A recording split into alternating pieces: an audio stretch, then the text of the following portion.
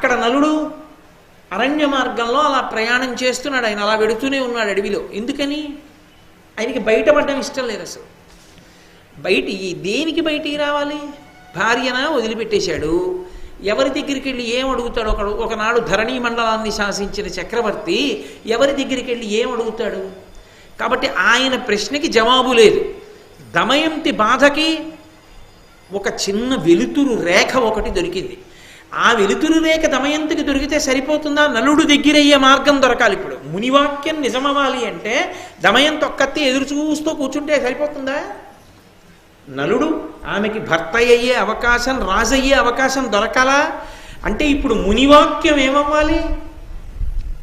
ఈయనకి కలిపురుషుడు విడిచిపెట్టడానికి, ఈయన ఎక్కడో ఆశ్రయం పొందడానికి, నన్ను బయటికి వస్తే గుర్తుపట్టేస్తారనేటటువంటి బెంగ నుంచి ఈమెకి ఒక మార్గాంతరాన్ని దొరికేటట్టుగా పరిస్థితుల యందు మార్పు కల్పించేదై వాళ్ళ వాగ్బలము పనిచేయాలి. అందుకొచ్చింది ఆ మునిపల్లె. కానీ ఆవిడకి ఒక్కత్తికి కాదు ఆశీర్వచనం, నలుడికి కూడా అది. కాబట్టి ఇప్పుడు అకస్మాత్తుగా ఏమైంది? దావానలం చుట్టుముట్టి పెద్ద మంట అరణ్యాన్నంతటినీ చుట్టేసింది. ఈ అరణ్యాన్నంతటినీ చుట్టేస్తే నలుడు పరిగెత్తి పారిపోవాలి. కానీ ఆయనకి పెద్ద ఆసక్తి లేదు. ఎందుకని? తనంత తాను చచ్చిపోడు ధర్మ విరుద్ధం కనుక. దావానలం చుట్టేస్తే ఎవరి కోసం బతకాలి? ఎందుకోసం బతకాలి? అడవిలో తిరగడమే కాక అతను అలాగే ఉన్నాడు. కానీ అది నలుని యొక్క గొప్పతనం. 4 దిశలను దావజ్వాలావలిక విసే మ్రంది చానోప మహీపాలక నన్నొక్క సరసీ కూలము చేరంగ నెత్తుకొని పొమ్ము దయన్.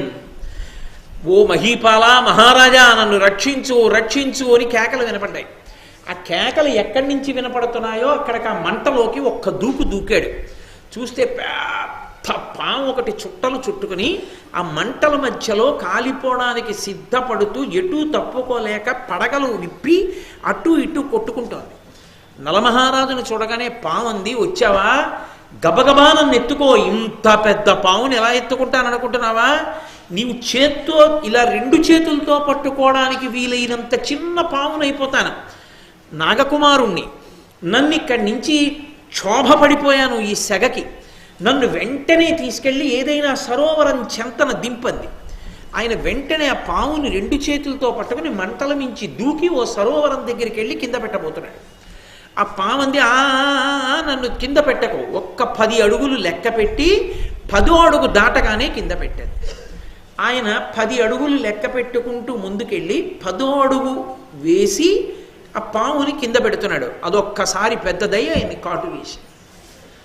కాటు వెయ్యగానే అకస్మాత్తుగా నల్లగా మారిపోయి చేతులు పొట్టిగా అయిపోయి వికృతమైనటువంటి ఆకారాన్ని పొంది గూని వచ్చిన వాడిలా వంగిపోయాడు.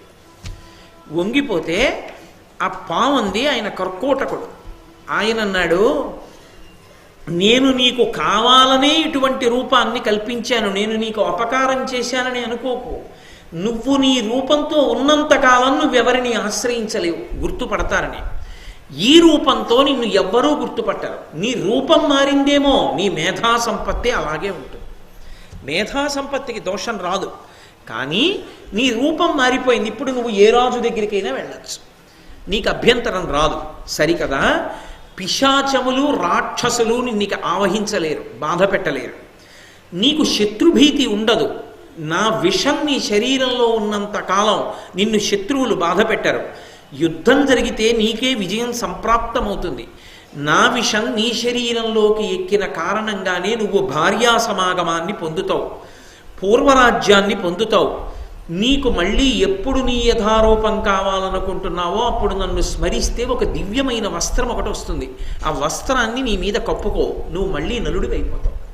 కాబట్టి నేను నీకు ఏదో అపకారం చేశానన్న భావన మనసులో పెట్టుకోకు. నువ్వు ఇప్పుడు ఎక్కడికి వెళ్ళాలో, ఎక్కడికి వెడితే నీ కథ సుఖాంతమవుతుందో కూడా నేను నీకు మార్గం చెప్తాను. ఎందుకు దావానలం పుట్టాలి, ఎందుకు కర్కోటకుడు ఇలా చెయ్యాలి, ఎందుకు కర్కోటకుడు మార్గం చెప్పాలి? మహాత్ముల మాట, మునిపల్లెలోని మునుల ఆశీర్వచనం మళ్ళీ ఇద్దరు కలవడానికి మార్గాన్ని సుగమం చేస్తోంది. కాబట్టి యథార్థం చెప్పాలంటే ఈ నలదమయంతుల కథ అంతా కూడా దమయంతీదేవి యొక్క పాతివ్రత్య ప్రభావ విశేషమే. నలుడి ధర్మం లేదని నేను ప్రతిపాదన చేయను, కానీ కలిపురుషుడు పాడు చేస్తున్నాడు లోపల నుంచి. ఆ కర్కోటకుడు అన్నాడు, ఇలా ప్రసిద్ధుడు ఋతుపర్ణుడెనుడు మహీషుడు ఇక్ష్వాకుకులజుండు నీకు సేవ్యుండవు, అతని కొలిచి అందుండు నెలకొని అతనికి అశ్వహృదయమనిడి విద్య ఇచ్చి వెలయ అతని చేత అక్షహృదయమన్ విద్య చేకొను. ఇక్కడికి దగ్గరలో ఇక్ష్వాకు వంశంలో ప్రభవించినటువంటి ఋతుపర్ణుడు అనబడేటటువంటి రాజు రాజ్యం చేస్తున్నాడు. నువ్వు ఆయన దగ్గరికి వెళ్ళు, ఆయనని సేవించు, ఆయన దగ్గర నుండి అక్షహృదయము అనబడేటటువంటి విద్యని నువ్వు పుచ్చుకో. అది తాంత్రిక విద్య. తాంత్రిక విద్య అంటే నా ఉద్దేశం అది ఏదో ఉగ్ర పూజలకు సంబంధించిన విద్య కాదది. అది వైదికమై పరమేశ్వరానుగ్రహాన్ని ప్రోధి చేసేటటువంటి విద్య. ఋగ్వేదంలో అక్షసూక్తము అని ఈ పాచికల మీద ఒక సూక్తం కూడా ఉంది.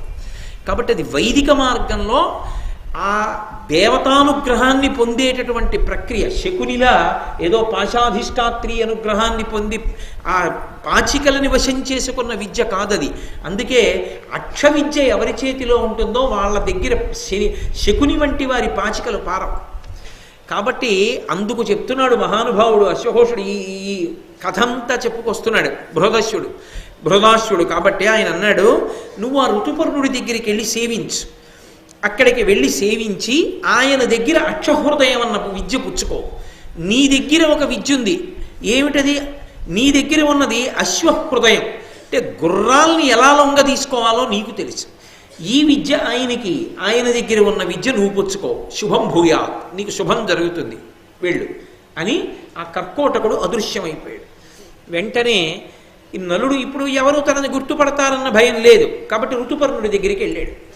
చిత్రం ఏమిటంటే, ఏ నలమహారాజు గారు పాచికలాడుతుండగా దమయంతీదేవి ఇక తన భర్త సర్వస్వాన్ని కోల్పోతాడని నమ్మి తన యొక్క కుమారుడైనటువంటి ఇంద్రసేనుణ్ణి, కుమార్తె అయినటువంటి ఇంద్రసేనని, రథసారథి అయిన వార్ష్ణేయుణ్ణి పిలిచి వీళ్ళిద్దరినీ తీసుకుని రథమెక్కించుకుని నా పుట్టింటికి తీసుకెళ్లి దింపి మళ్ళీ తొందరగా రా, ఎలాగో రాజ్యం ఓడిపోతామని అనుకుని సంభావించి పంపించిందో, ఆ వార్ష్ణేయుడు నలమహారాజు రాజ్యాన్నంతటినీ పోగొట్టుకున్న తర్వాత ఇక్ష్వాకు వంశ ప్రభవుడైనటువంటి ఋతుపర్ణుడి దగ్గరే పనిచేస్తున్నాడు. కానీ ఆ వార్ష్ణేయుడు కూడా నలుణ్ణి గుర్తుపట్టలేడు.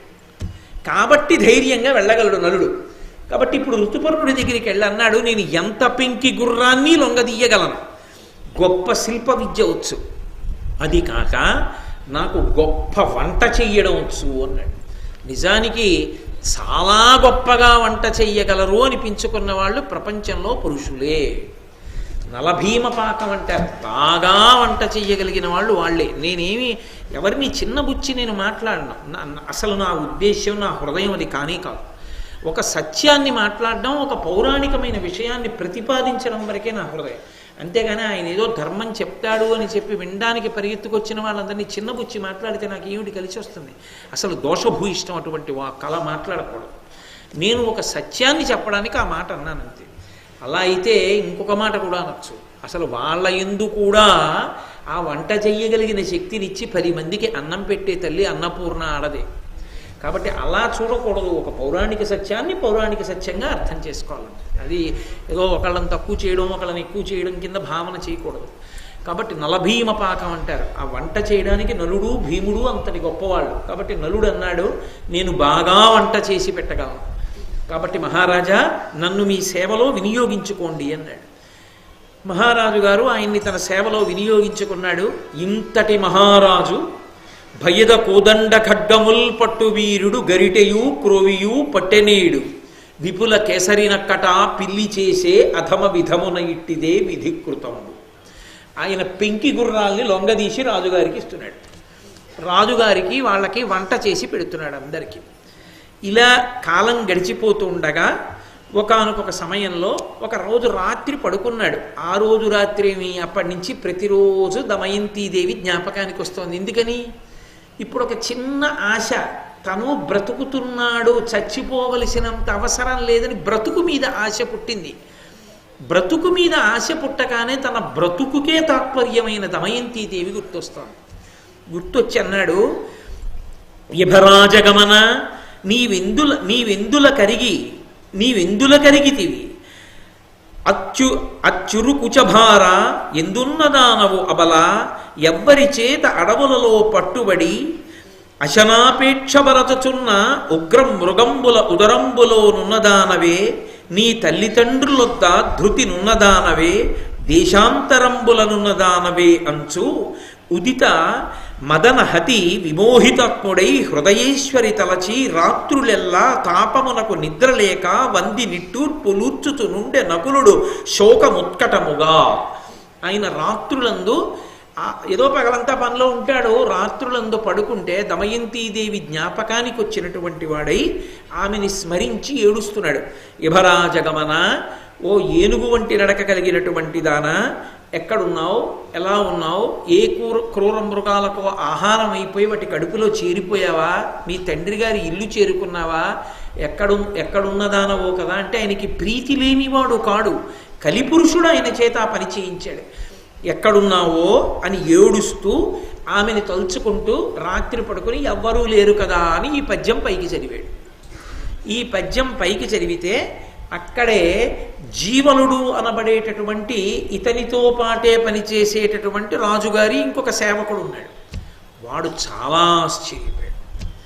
ఎందుకు ఆశ్చర్యపోయాడంటే ఈయన పద్యం చెప్పాడని కాదు, ఇతనే మరుగుజ్జు, ఇతనే గూని, ఇతని చేతులు పొట్టి, ఇంత నల్లగా ఇంత భయంకరంగా ఉంటాడు, వీడికి ఒక ప్రేయస, ఆ ప్రేయసి అంత గొప్పదా, యభరాజగమన, ఏనుగులా నడుస్తుందా, ఆవిడ్ని ఎక్కడో ఎప్పుడో కోల్పోయాడా అందుకు ఏడుస్తున్నాడా, అసలు వీడికో భార్య ఉంటే ఆవిడెంత అందవికారంగా ఉంటుందో అనుకున్నాడు. అనుకుని వచ్చి ఏమిటి అసలు నిన్ను పెళ్లి చేసుకునేవాళ్ళు లోకంలో ఉన్నారా అనుకున్నాడు. ఎంత దారుణమైనటువంటి పరిస్థితితో చూడండి అంతటి నలమహారాజుకి. వచ్చి ఆయన అన్నాడు, బాహుక, బాహుకుండని చెప్పుకున్నాడు నలుడు తని పేరు. బాహుక, నువ్వే ఇలా ఉంటావు కదా, నిన్ను ఏకాంత వరించిందయా, ఏకాంత గురించి నువ్వు ఇలా మాట్లాడావో నాకు చెప్పవలసింది అన్నాడు. అంటే నలమహారాజు గారు ఇప్పుడు దమయంతి వృత్తాంతం చెప్పడం ఎందుకని మళ్ళీ బయటపడిపోతాడు కదా, అందుకని సమయస్ఫూర్తితో అంత తెలివిలేనివాడ బయటికి ఆకారం మారింది కానీ లోపలి మేధా సంపత్తి మారలేదుగా కర్కోటక వరం చేత. అందుకని ఆయన అన్నాడు, ఓరి పిచ్చివాడా, నీకు జ్ఞాపకం రాలేదా, మన సైన్యంలో మందప్రజ్ఞుడు అనబడేటటువంటి సైనికుడు ఉండేవాడు, వాడి భార్య కనపడకుండా పోతే ఈ పద్యం రాసుకుని చదివాడు. నాకెందుకో మందప్రజ్ఞుడు పాపం భార్య కనపడకపోతే అలా ఏడిచాడు కదా నా పద్యం గుర్తొచ్చి నేను చదివాను. నాకు భార్య ఏమిటి, ఆవిడ తప్పిపోవడం ఏమిటిరా, నీకు బుర్ర లేదా అని అడగడానికి అన్నాడు. అతను వెంటనే నమ్మాడు. కారణం ఏంటంటే నిజమేలే, ఇలాంటి వాడికి భార్య ఎక్కడ ఉంటుంది అనుకున్నాడు. అంటే మీరు ఇప్పుడు ఒక్క విషయాన్ని గుర్తుపట్టాలి, నలుడికి ఆశ్రయం దొరికిందేమో కానీ ఈయన నలుడిని గుర్తుపట్టడం ఎవరికైనా సాధ్యమా? అసలు నలుడి చేత జవాబు చెప్పించడం సాధ్యమా? ఎవరికీ సాధ్యం కాదు అతను బయటపడడం. కాబట్టి ఈమె దమయంతి భర్తయే, ఈమెయే నలుడు అని పట్టుకోవడానికి ఎక్కడా అవకాశం లేదు, తనంత తాను ఎక్కడో బయటపడితే తప్ప. కాబట్టి కథ మళ్ళీ అలాగే బీసుకుపోయింది. దమయంతీదేవి అక్కడుంది, నలుడు ఇక్కడున్నాడు, ఎలా ఇద్దరు కలిసేది, ఎలా మునివాక్యం నిజమయ్యేది?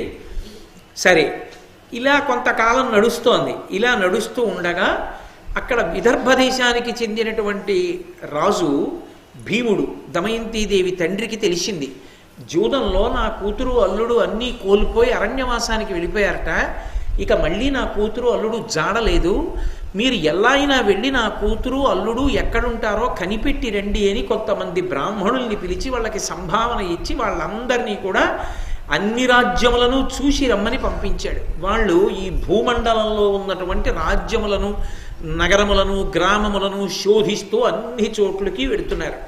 వెళ్ళి వాళ్ళు వెతుకుతున్నారు. ఎందుకు వెతకగలరు? వాళ్ళు బ్రాహ్మణులు కాబట్టి అక్కడికి వెళ్ళో పూజ చేస్తారు, హోమం చేస్తారో, యజ్ఞం చేస్తారో, అందరూ వస్తారో, నమస్కారం చేస్తారో, కాయో పండో చేతిలో పెడతారు. వాళ్ళు వెళ్ళి వెతకక్కర్లేదు, వాళ్ళ దర్శనానికి ఆశీర్వచనానికి అందరూ వస్తారు. కాబట్టి నలదమయంతులు ఎక్కడైనా ఉన్నారు. అందులో కష్టాల్లో ఉన్నవాడు ముందు వస్తాడు కదా ఆశీర్వచనానికి. డాక్టర్ గారి దగ్గరికి, మంత్రోపాసనలు ఉన్న వాళ్ళ దగ్గరికి ఎవరు ఎడతారంటే కష్టాల్లో ఉన్న వాళ్ళే ఎడతారు తప్ప అన్నీ బాగున్నవాడు ఎందుకు ఎడతాడు? కాబట్టి వాళ్ళు తప్పకుండా వస్తారు నలదమయంతులు, బ్రాహ్మణ భక్తి కలిగిన వాళ్ళు కాబట్టని బ్రాహ్మణుల యొక్క సమూహాల్ని పంపించాడు. వాళ్ళు అంతటా వెతుకుతూ వెతుకుతూ వెడుతున్నారు. అలా వెడుతుండగా ఈ ఎక్కడైతే దమయంతీదేవి ఉన్నదో ఆ దమయంతీదేవి ఉన్నటువంటి రాజ్యానికి సుదేవుడు అనబడేటటువంటి ఒక బ్రాహ్మణుడు వచ్చాడు. విదర్భ రాజ్యం నుంచి బయలుదేరిన బ్రాహ్మణ సమూహాల్లో ఆయన అంతఃపురంలోకి వచ్చి చూస్తున్నాడు అందరినీ. ఆ రోజుల్లో వారి యందు భక్తి అలా ఉండేది, వారు ఏమి మోసం చెయ్యరు అని. అందుకని ఆయన అంతఃపుర ప్రవేశం చేసి ఏదో ఆయనకి సంబంధించిన కార్యకలాపమునందు అందరినీ గమనిస్తూ దమయంతీదేవిని చూశాడు. చూసి వెంటనే గుర్తుపట్టాడు. ఆ ప్రజ్ఞ లేని వాళ్ళని ఎందుకు పంపుతాడు రాజు? గుర్తుపట్టి అనపహార్యంబు తేజోమయంబు సర్వగుణములకు అలంకారంబు గురుతరంబు భామలకు పతిభక్తియ పరమమైన భూషణంబు ఇట్టి వేపెర భూషణములు. ఆయన అన్నాడు దమయంతీదేవి వంక చూసి, అనపహార్యంబు, అమ్మా ఈ పాతివ్రత్యం అనేటటువంటి లక్షణం ఉందే, దీన్ని దొంగిలించడం ఎవరి వల్ల సాధ్యం కాదు, అది ఎవరు దొంగిలించలేరు. తేజోమయంబు, సమస్త తేజస్సుకి కారణం అది. సర్వగుణములకు అలంకారంబు, మిగిలిన గుణాలకన్నిటికీ అలంకారం పతిభక్తియే.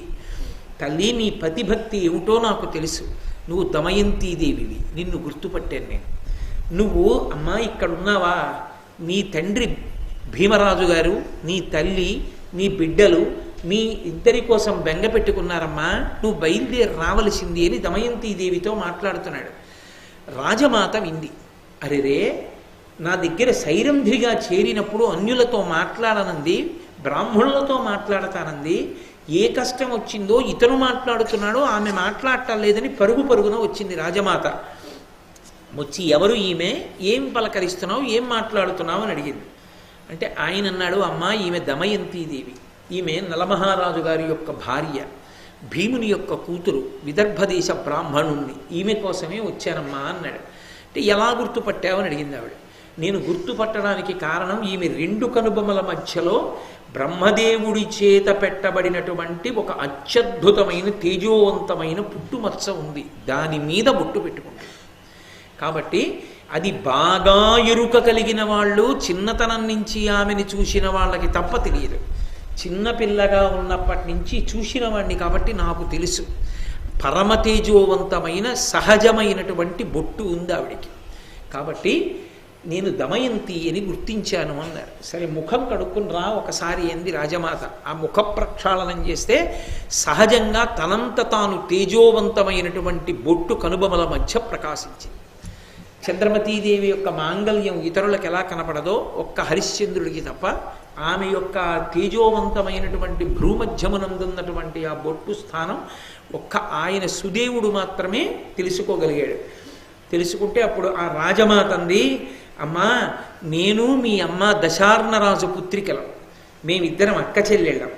నేను వీరబాహునికి ఇల్లాలినయ్యాను కాబట్టి ఈ రాజ్యానికి రాజమాతనయ్యాను, నా బిడ్డ పరిపాలిస్తున్నాడు.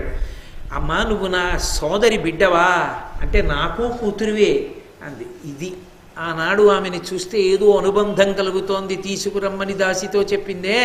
రక్త సంబంధాలు పలకరించుకుంటాయి. ఎక్కడున్నా మనసులు తెలియకపోయినా, మనుష్యులు తెలియకపోయినా ఆ అభిమానం, ఆ ఆప్యాయత తెలుస్తుంది. అందుకే మన వాళ్ళు రక్త సంబంధం అండి అంటుంటారు. ఆ రక్త సంబంధం క్షమాభిక్ష పెట్టగలిగినట్టు ఇతరులు పెట్టలేరు. రక్త సంబంధం రక్త సంబంధమే. అందుకే రాముడంతటి వాడంటాడు, దేశే దేశే కళత్రాణి దేశే దేశే చ బాంధవా తంతు దేశం నపశ్యామి ఎత్ర భ్రాత సహోదర అంటాడు.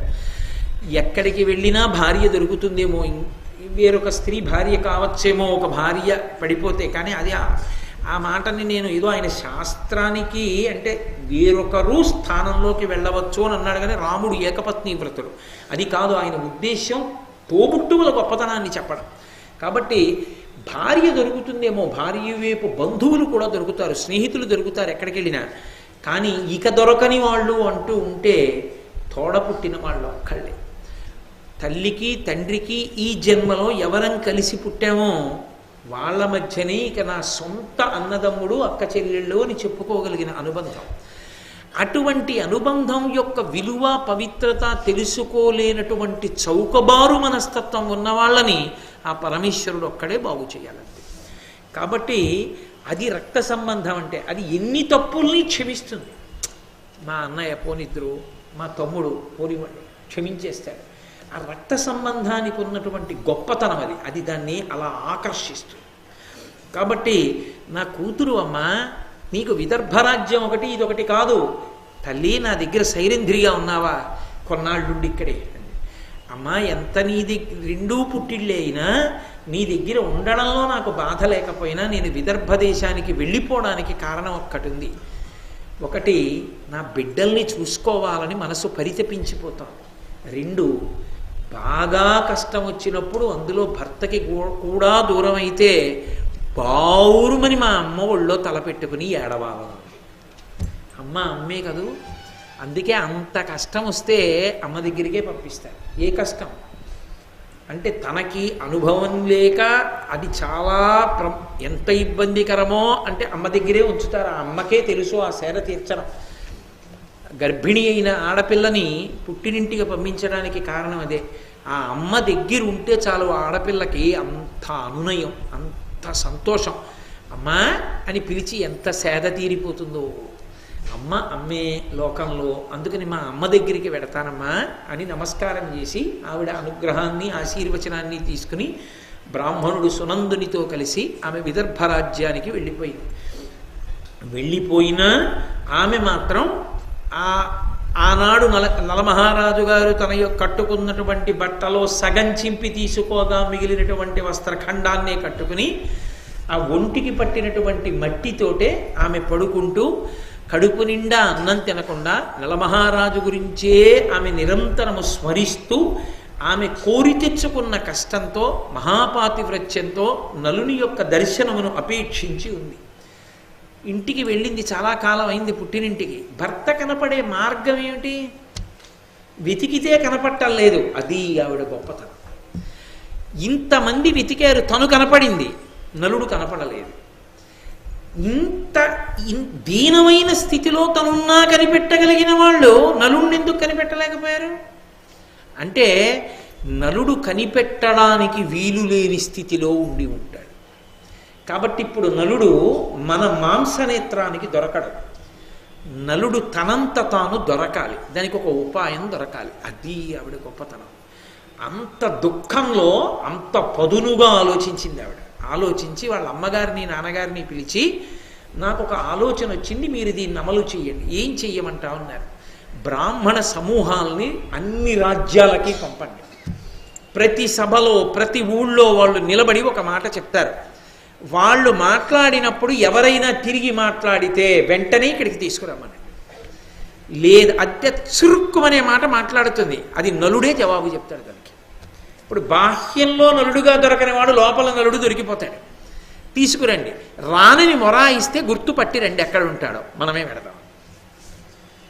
సరేనన్నారు. బ్రాహ్మణుల సమూహాలను పిలిచారు. ఆవిడ చెప్పినటువంటి విశేషం చెప్పించారు, పంపించారు. వాళ్ళు అన్ని రాజ్యాలకి వెళ్ళారు. అన్ని చోట్ల, అన్ని సభల్లో, అన్ని ఊళ్ళల్లో, అన్ని వీధుల్లో నిలబడుతున్నారు. ఈ పద్యం చెప్తున్నారు.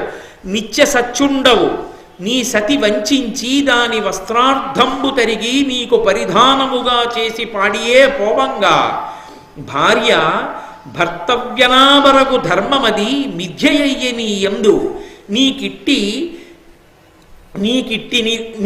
నిర్దయ బుద్ధి చేకొన తగునే అట్టి సాధ్వికి కరుణ ప్రసన్నుండవగుమని ఎల్లచో పలికిన ఎవ్వడేని పలుకు వడగ ఓడి ప్రతివచనం బిచ్చునతడు నలుడుగా ప్రియంబుతోడ ఎరిగినన్నునతనికి ఎరింగించి తోడ్కొని రండు రానినాడు రండెరింగి. మీరందరూ వెళ్ళి చెప్పవలసిన మాట ఏమిటో ఆవిడ చెప్పింది. వాళ్ళందరూ చెప్తున్నారు ఏమని? నిత్య సత్యుండవు, అబద్ధమాడని వాడివి, ఎప్పుడూ సత్యమే మాట్లాడేవాడివి. నీ భార్యని వంచనకి గురి చేసి మోసగించి ఆమె కట్టుకున్న చీరలో సగభాగాన్ని నువ్వు తీసుకుని పంచగా కట్టుకుని భార్యని విడిచిపెట్టి వెళ్ళిపోయావు. భర్త అంటే భార్యని భరించువాడు. భార్య భర్తవ్యనావరకు ధర్మమది మిథ్యయ్యే నీ యందు. భార్యని భరించవలసిన వాడు భర్త అయితే భరించకుండా విడిచిపెట్టి వెళ్ళిపోయావు కాబట్టి ఆ మాట నీ యందు మిథ్య అయిపోయింది. భార్యని విడిచిపెట్టి వెళ్ళినవాడా? దమయంతీదేవి, నలుడు అన్న పేర్లు ఏమైనా వాడుతున్నారా? ఎక్కడా వాడలేదు. అట్టి సాధ్వికి కరుణ ప్రసన్నుండవగుము, అట్టి మహాసాధ్వి అయినా ఎక్కడా ఆవిడ నీ పేరు చెప్పలేదు. అటువంటి సాధ్వికి ప్రసన్నుడవు కా మహాపతివ్రత, ఎక్కడున్నావో అని అనండి. ఎవ్వరు ఏమిటది అని ఎవరికీ తెలియకుండా అందరూ ఊరుకుంటే ఊరుకోండి. ఎవడైనా తిరిగి జవాబు చెప్తే, ఏమైనా మాట్లాడితే నా దగ్గరికి తీసుకురండి. నేను రానని మొరాయిస్తే ఎక్కడుంటాడో కనుక్కురండి, మనం వెళదాం. ఇప్పుడు వాళ్ళందరూ వెళ్ళి చెప్తున్నారు ఇదే మాట. ఎక్కడ ఎవరు ఏమీ మాట్లాడలేదు.